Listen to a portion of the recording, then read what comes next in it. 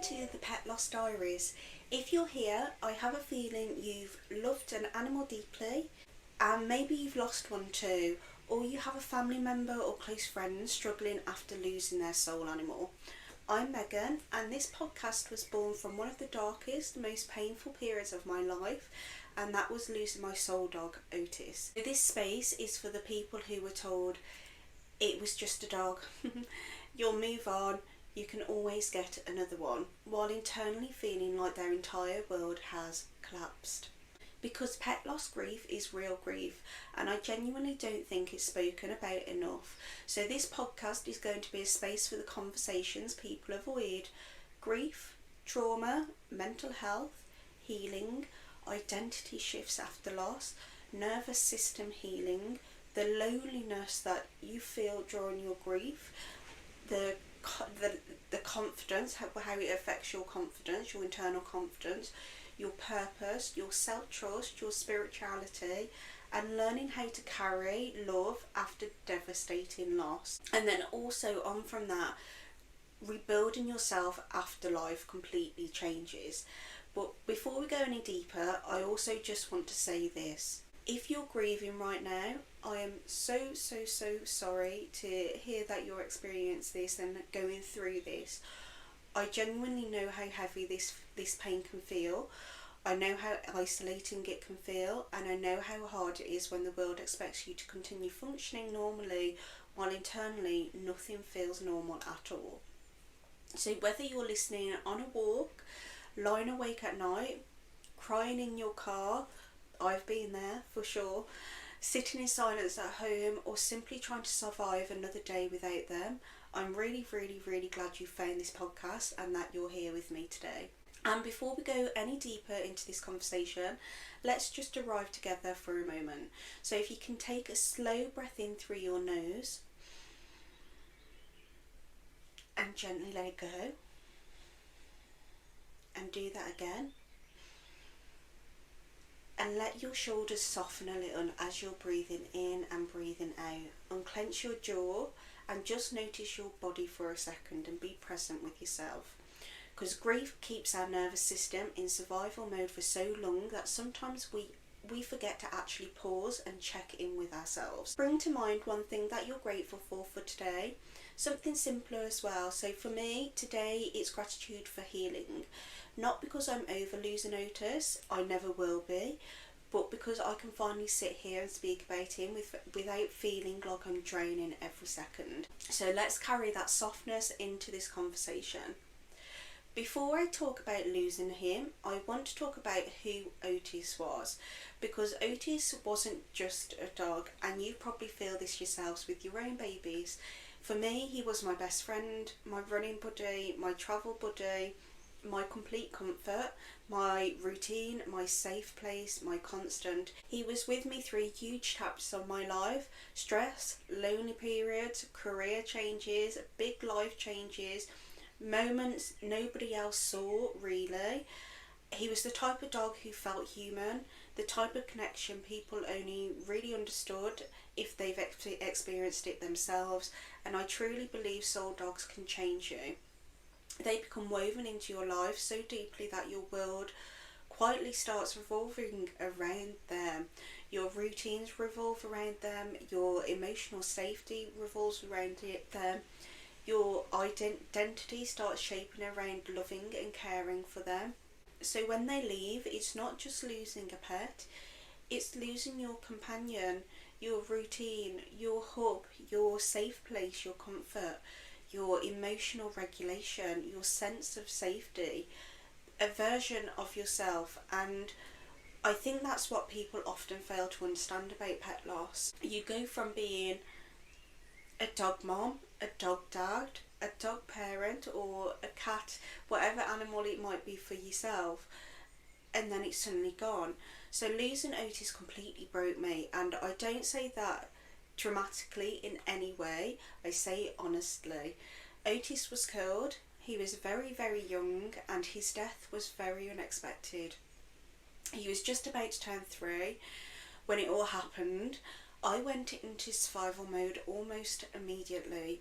I struggled mentally in ways I never had before. I experienced suicidal thoughts. I wanted to escape my life completely. I isolated myself massively. I disappeared from people. I started travelling constantly because movement felt easier rather than sitting still with the grief, and also being surrounded by all the memories was so hard. And I remember thinking, how can grief physically hurt this much? Because it wasn't just emotional, it was physical too. My nervous system felt shattered, my body felt exhausted, my thoughts never switched off, everything felt so heavy. And what made it harder was feeling misunderstood. Some people were incredibly supportive. I have friends that I am so grateful for who got me through those darkest periods, but other people minimised it completely. It's just a dog. And if you've ever experienced pet loss, you'll know how painful that sentence can feel. Because no, they weren't just a dog, they were family, they were unconditional love, they were emotional support, they were part of your everyday existence. And when that disappears overnight, it changes you. So it's just been Otis's year anniversary since he was killed, alongside what would have been his 4th birthday as well. And I won't sugarcoat it, especially if you're in the early days of pet loss grief. It is fucking hard. This last year has been the worst I've experienced, and since Otis's death there's been a ripple effect of moments which have heavily affected me also. Relationships have broken apart, a lot of other trauma has resurfaced, a loss of purpose and motivation for life, questioning my future. There's been so much crying and self-abandonment of myself too. And one of the things I never expected after losing Otis was how much grief would affect my confidence. And not confidence in like the loud obvious way people think about it, like around confidence. Not confidence as being outgoing or confident enough to speak publicly or looking like you have everything together. I mean deeper, much more deeper than that. Kind of confidence that comes from feeling safe in your own life. Because after grief, I didn't feel safe internally anymore. I felt so unsure, disconnected, I didn't trust myself, like I didn't fully know who I was anymore. And what I don't think we talk about enough is how grief can completely shake your self-trust. You stop trusting your decisions, your instincts, your emotions, your ability to cope. Even small decisions can suddenly feel overwhelming.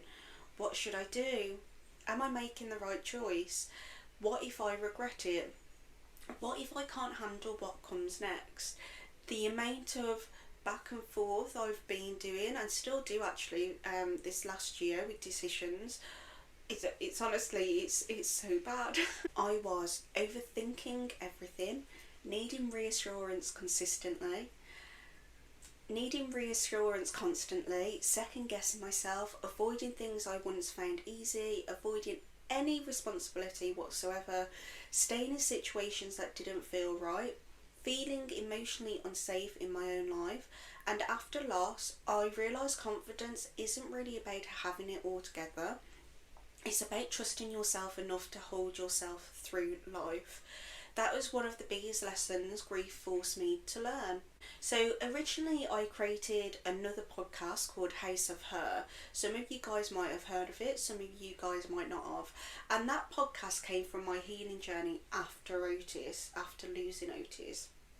It became a space for conversations around healing, rebuilding, confidence, boundaries, nervous system healing, identity shifts, and becoming someone new after pain. But the deeper I got into healing, the more I realised that everything kept leading back to grief, back to the pet loss of Otis, to the reality that losing Otis changed every part of me. And I realised there are so many people suffering silently after losing animals they loved so deeply, without support, without understanding, without spaces where their grief feels validated, without the the safe supportive system they should have. And this is not just women either, men struggle deeply with this too, and I think a lot of men especially are taught to suppress grief, minimise emotion, or move through loss quietly. But grief doesn't care who you are. Love is love, loss is loss, and heartbreak is heartbreak. So the Pet Loss Diaries was born because I don't want people to feel as alone as I did. I want this to be the space I desperately searched for when I was drowning in grief myself. And I think one of the hardest parts of pet loss is how invisible it can feel.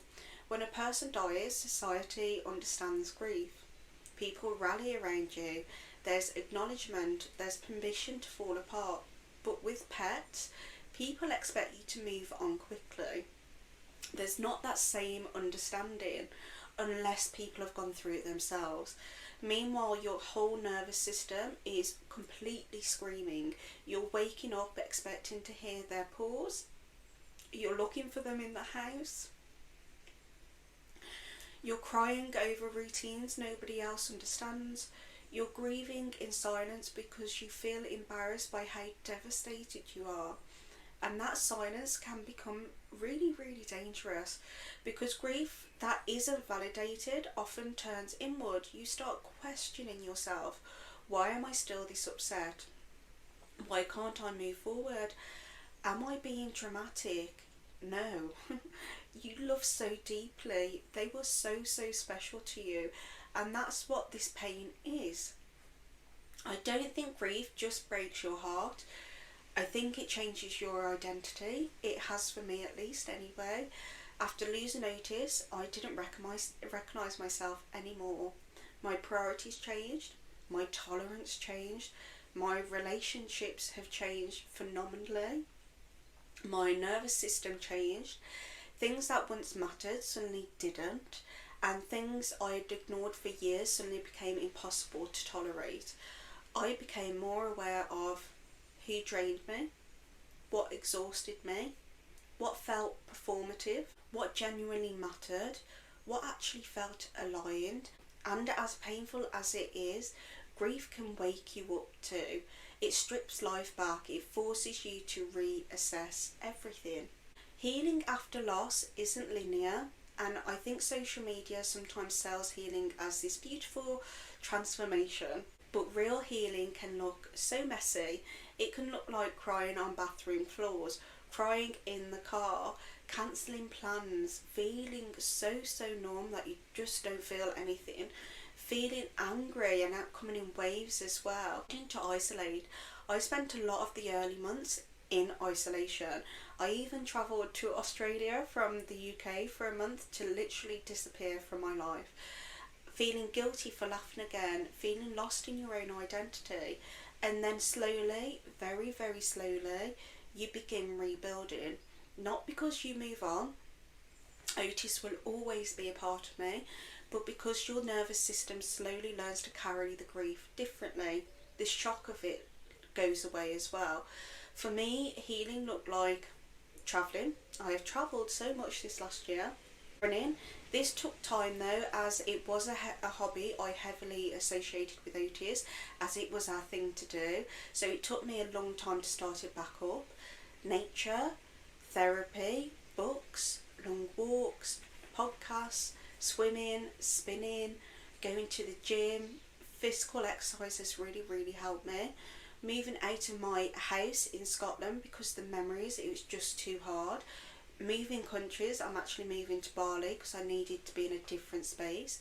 Learning about the nervous system regulation, journaling, rebuilding my self-trust, protecting my energy, and finally speaking honestly about how bad my mental health had become as well. And one of the biggest parts of healing for me has been rebuilding confidence.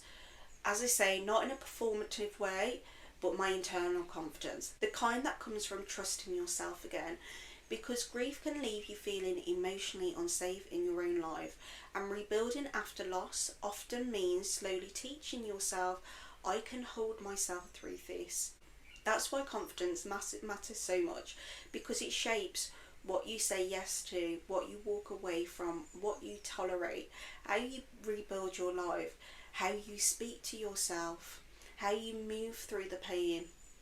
And when you don't trust yourself anymore, you start looking outside yourself for answers constantly. Other people's opinions, validation, permission. But healing slowly teaches you to come back to yourself again, to start trusting yourself again. And this is the part where I want to bring this back to something practical, because none of this is about changing your whole life overnight or healing overnight, because that just it's never going to happen. It's about rebuilding trust slowly in manageable ways. So one, what I'd recommend is start doing small things for yourself again.